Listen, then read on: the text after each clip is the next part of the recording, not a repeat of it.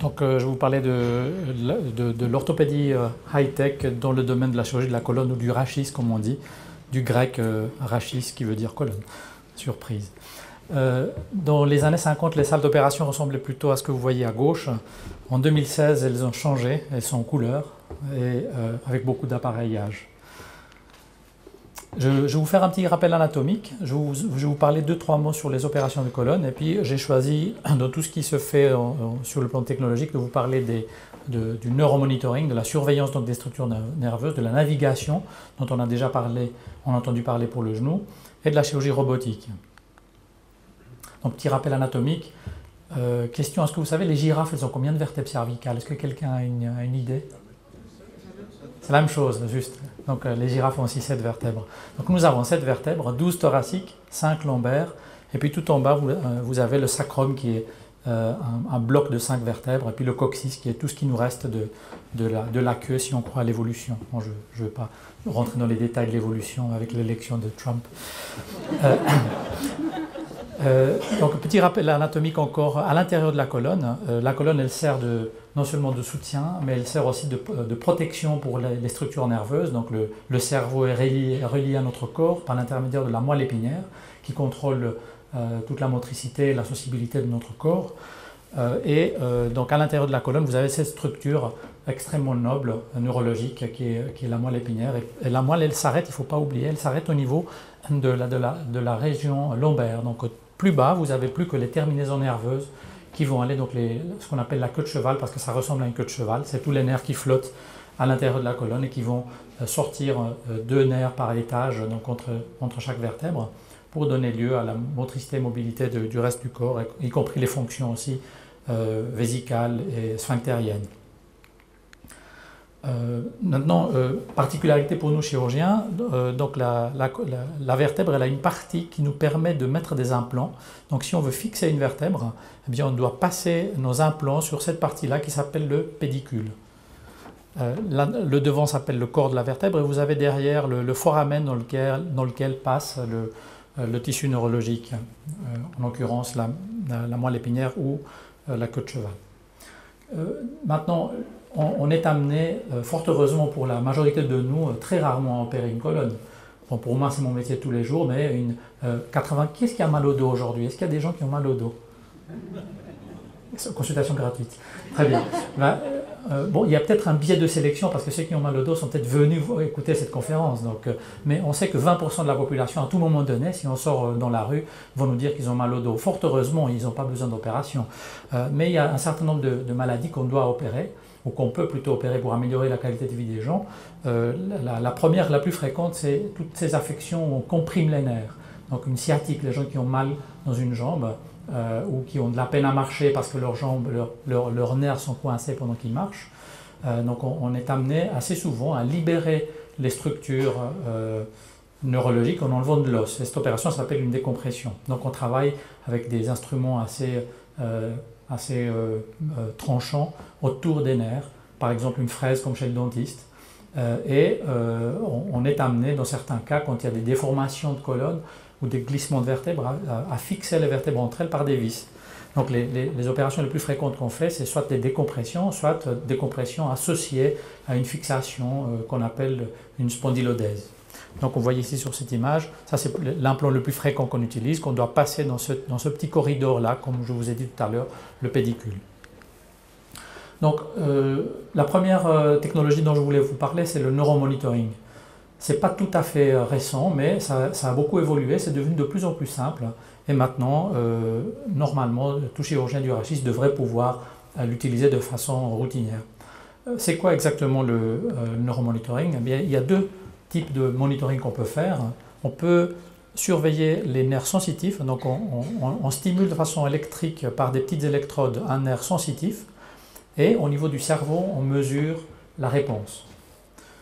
C'est pas mal, mais il y a encore mieux, c'est plus complet, parce que les patients ils ont peur d'être paralysés. Ils se disent, est-ce qu'il y a un risque d'être paralysé?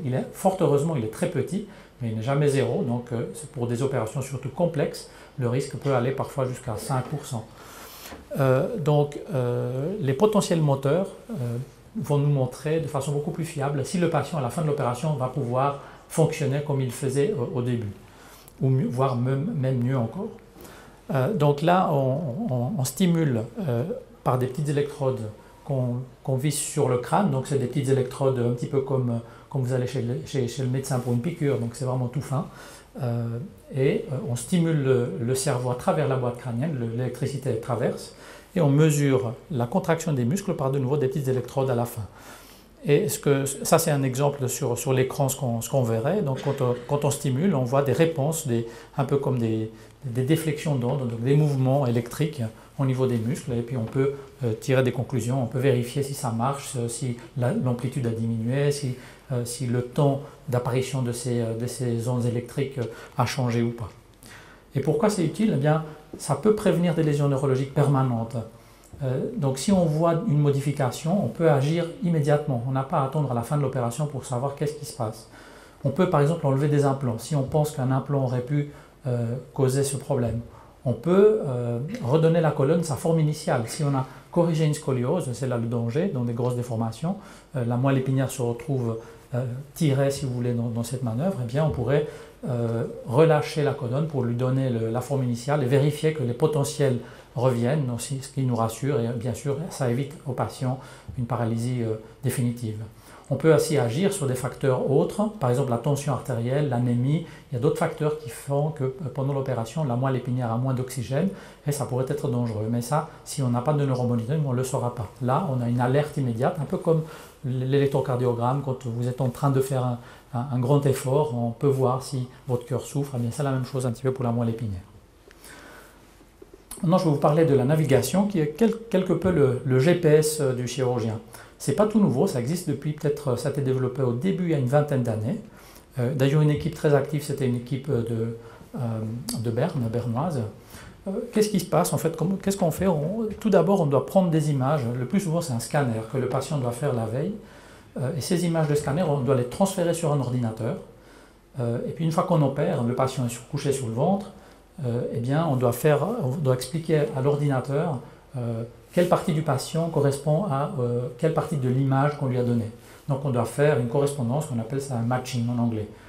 Et par la suite, on a des instruments qui ont des boules réfléchissantes et une caméra vidéo peut les voir et du coup les placer dans l'espace. Et sur un écran, on a une visualisation virtuelle, donc ça c'est une image virtuelle de l'implant dans la direction qu'on doit le mettre. Donc cette technique était au début assez complexe et ça demandait beaucoup de temps, donc elle n'était pas extrêmement populaire au tout début. Sur le plan pratique, bien sûr, ça prend un peu plus de place. Donc le chirurgien, il a des instruments avec ses boules réfléchissantes. Le patient, il a un capteur dessus, comme ça l'ordinateur sait où se trouve le patient dans l'espace. Vous devez avoir ces caméras qui surveillent où se trouvent vos instruments.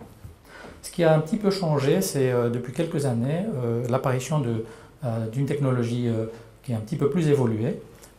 Ça, c'est un des exemples, disons le premier qui existait sur le marché, qui permettait de faire, pendant l'opération, cette acquisition d'images. Donc le patient, vous ne le voyez pas la veille faire un scanner, mais vous faites une acquisition d'images comme un mini-scanner pendant la salle d'opération sur la position sur laquelle le patient se trouve déjà.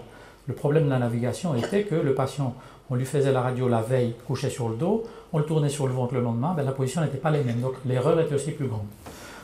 Et l'autre avantage, c'est qu'en fin d'opération, on peut faire une acquisition d'images pour voir de nouveau où se trouvent dans l'espace exactement les implants qu'on vient de mettre.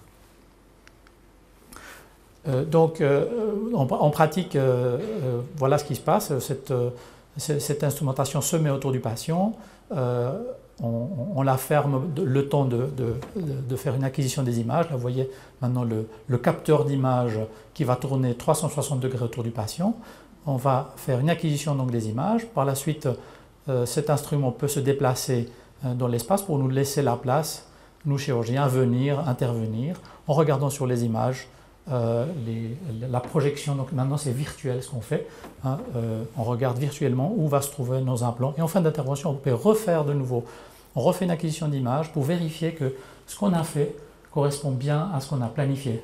Parce que bien sûr, toute technologie a ses problèmes. Et le problème principal, c'est l'être humain. Donc s'il y a une erreur, ce n'est pas l'ordinateur qui s'est trompé, c'est quelque part dans ce maillon, il y a un maillon faible quelque part et c'est malheureusement l'être humain. juste en salle d'opération, ça se présente, ça nous distrait un petit peu parce qu'on doit regarder sur un écran, mais on a l'habitude, quand on fait une arthroscopie, on regarde aussi sur un écran. Il y a maintenant des nouvelles technologies qui vont arriver où on aura des lunettes spéciales où on pourra regarder directement le patient et voir ce qu'on lui fait en temps réel. Donc ça c'est vraiment un des cas qu'on a fait il n'y a pas longtemps et que je pense que vous allez voir si vous faites la visite 3D de la salle d'opération. Surprise encore. Ah, surprise.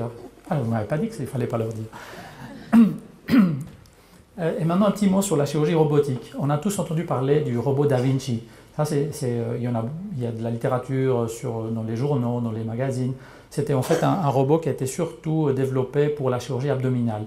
Ça permet plutôt au chirurgien d'opérer depuis une console. Donc le chirurgien il se trouve là, et puis il opère depuis une console des bras qui sont à l'intérieur du ventre du patient. Et le grand avantage, c'est que les bras robotisés font plus de mouvements que les mains du chirurgien. Donc le chirurgien il peut nouer comme ça, le robot il peut aller dans toutes les directions pour faire ce travail. Donc ça a certainement certains avantages. Au niveau de la colonne, c'est beaucoup plus récent. Et l'application au niveau de la colonne, c'est de pouvoir placer des vis à l'intérieur des vertèbres. Et il y a eu un tout premier modèle israélien, il y a même pas une dizaine d'années, 8 ans, qui était sorti. Nous étions une des premières équipes européennes à travailler avec, la première en Suisse, et j'avais eu l'occasion de participer dans le développement de certaines applications. Alors, qu'est-ce qui se passe au niveau robotique? Même chose, on doit de nouveau préalablement avoir des images. Donc on doit faire un scanner et le mettre dans l'ordinateur pour lui dire voilà, ça c'est la colonne du patient qu'on va opérer. On doit par la suite passer du temps pour planifier. Maintenant c'est un peu comme le pilote, il doit s'asseoir sur sa carte et dire d'accord, je veux mettre une vis comme ça, une autre vis exactement là. Et dans les 3 dimensions, on peut voir exactement où on veut mettre les implants. Ça ne s'improvise pas, on ne peut pas le faire juste 3 minutes avant. Ça, il faut le faire de préférence la veille. Par la suite, pendant l'opération, on place le robot, le bras robotique, le bras robotisé sur le patient. En fait, le bras robotisé était assez petit, c'était un petit peu comme vous connaissez un petit peu les boîtes de Coca-Cola qui dansent. Hein. Eh bien, ça ressemblait très fort à ça. En fait, il y a plusieurs moteurs à l'intérieur qui vont vous actionner un bras et qui va vous mettre la position dans laquelle vous devez mettre votre implant. Et cette position, elle est très précise, pour autant, bien sûr, que le robot ne bouge pas par rapport au patient. Et ça, c'est un exemple de chirurgie au niveau de la colonne thoracique. Je m'excuse, il y a un peu de sang. Et là, on a combiné les 2 techniques. Vous voyez que mon assistant, il est entré avec une électrode de vérifier le passage du courant pour vérifier qu'on n'est pas près d'un nerf. Donc ça, on combine les 2 technologies. La toute dernière génération maintenant comprend de nouveau des images 3D qu'on pourrait acquérir pendant l'opération. De nouveau, donc on a ce nouveau saut technologique.